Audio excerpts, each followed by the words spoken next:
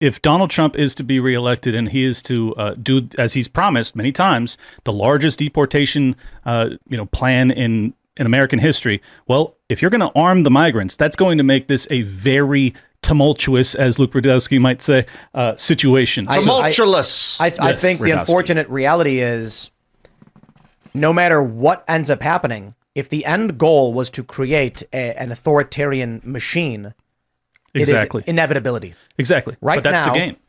We have Donald Trump will get elected, and when he does, he will begin deporting people.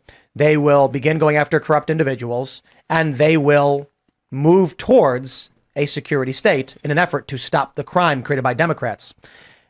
I see no other solution to dealing with the security issues in our cities and crime and illegal immigration. I suppose perhaps the answer is our communities need to be stronger. We need to defend ourselves. We need to go to either community centers once a week to meet our neighbors, or church, whatever it may be. But short of that happening, what likely will happen is, in the event Trump gets elected and begins to enact what we would feel as a cleanup, he will not be president forever.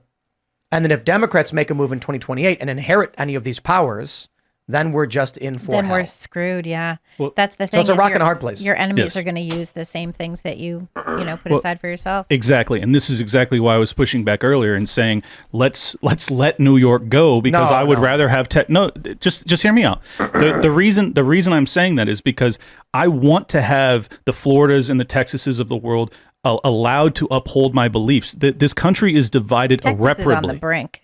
Well, that's true. It is. Yes, but the idea that, like, communists have taken New York, so we better let them take it. Well, that's insane. Here's the reality. You could say it's insane. You can say it's insane, Tim, but here's the reality. Those people have all of the institutional power. What you're advocating for now is far more likely to be used against you than you will ever use it against them. Welcome to war. Institutions, yeah. I'm not interested in war. Which side were you on? Which side? Who are the good guys in the Civil War? I don't think there was the ones that didn't fight. Right. Well, I don't know about that. You had slavery. That should not exist. Right. But then you had Abraham Lincoln being like, let's arrest politicians and judges. Let's arrest people without cause and without... Right. One guy famously got arrested and was locked up, and he refused to cooperate. He was like, screw you, F off. He was in Maryland, and they created a corridor from D.C. to Maryland, from D.C. through Maryland to Pennsylvania, where they suspended habeas corpus and just arrested random people who they thought were troublemakers. Yep. They arrested, I think it was like, 26 members of the Maryland state legislature for having Confederate sentiment.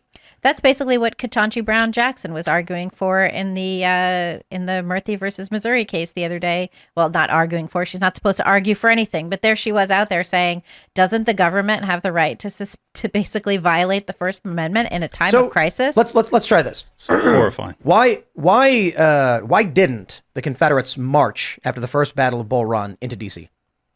You tell me. I don't know.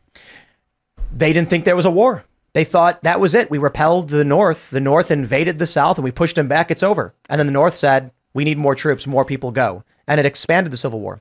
So when you talk about we should have a national divorce, we should let these states go, those states don't stop.